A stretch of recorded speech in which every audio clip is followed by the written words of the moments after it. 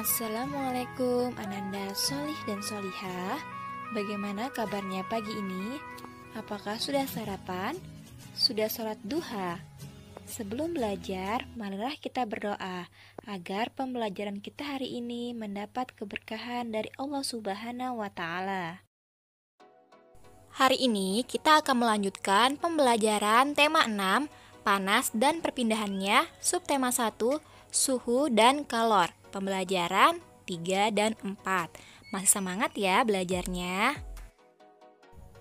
Tujuan pembelajaran kita hari ini ialah 1.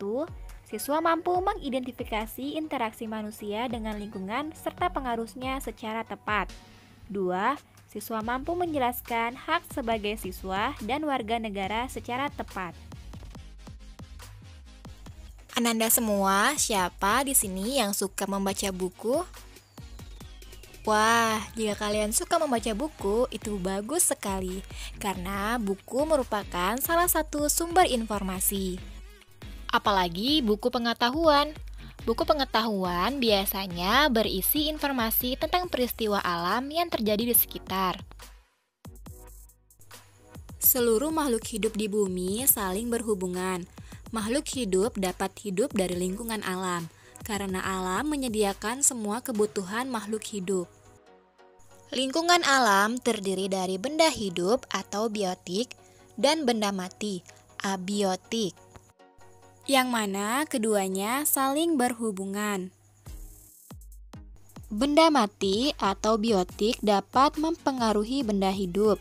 Contohnya adalah jenis tanah, suhu, dan curah hujan di suatu tempat dapat mempengaruhi tanaman dan tumbuhan pada daerah tersebut. Nah, kalian perhatikan jenis tanah, suhu, dan curah hujan merupakan benda mati, namun dapat mempengaruhi tanaman dan tumbuhan. Dan sebaliknya, benda hidup pun dapat mempengaruhi benda mati. Seperti apa contohnya? Daerah yang banyak tumbuhannya menjadi lebih sejuk dan memiliki air tanah yang berlimpah.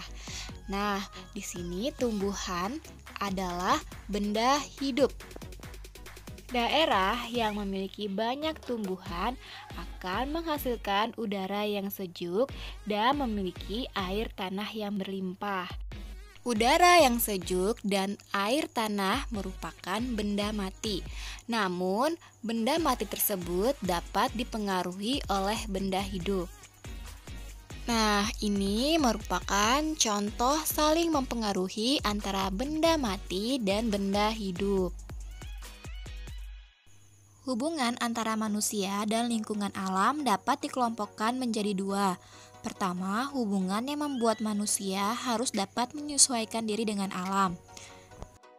Contohnya, para petani harus menyesuaikan waktu tanam dengan musim hujan agar tanamannya dapat tumbuh dengan baik.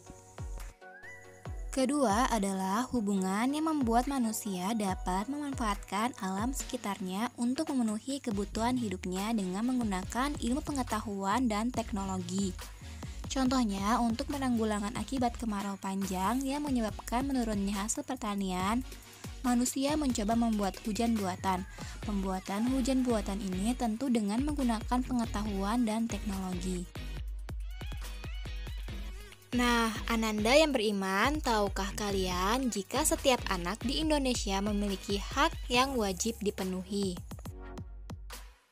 Terdapat 4 hak-hak anak menurut Konvensi Hak Anak. Yang pertama adalah hak kelangsungan hidup. Seperti hak untuk melestarikan dan mempertahankan hidup. Setiap anak berhak tahu keluarganya dan identitas dirinya.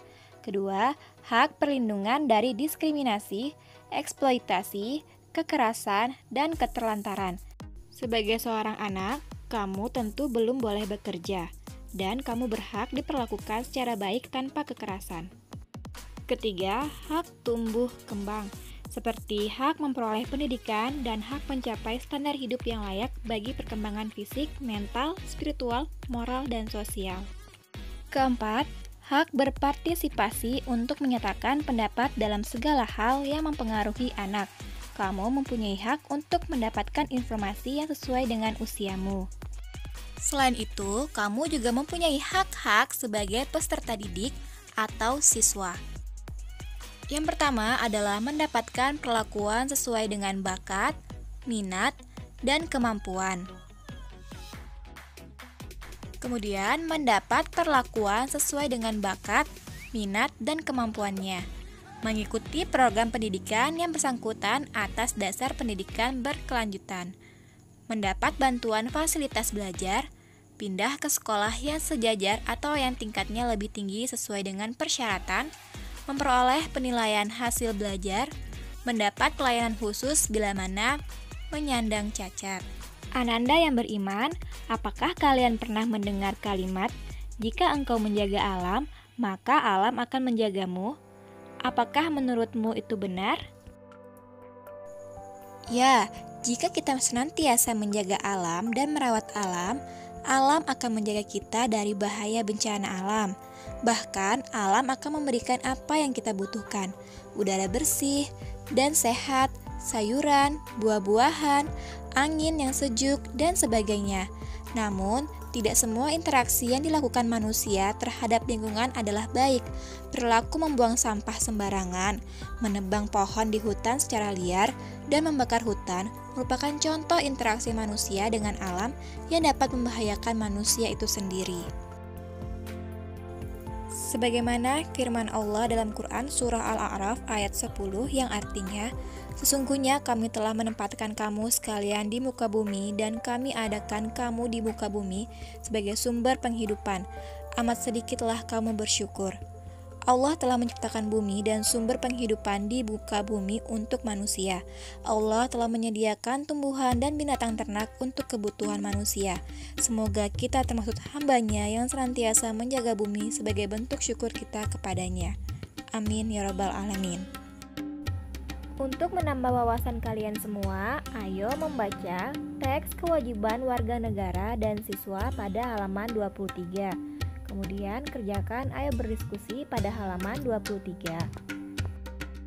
Dan dilanjutkan ayo berdiskusi pada halaman 24. Isilah kegiatan dengan mencentang pada tabel. Ingatlah mengumpulkan foto tugas kalian kepada Ustadz Ustazah melalui WA atau Telegram secara japri. Dan jika kalian memiliki pertanyaan, silahkan menghubungi Ustadz Ustazah. Karena wabah corona masih melanda negara kita, maka biasakan menjaga jarak, memakai masker, mencuci tangan dengan sabun, makan makanan bergizi, dan stay at home.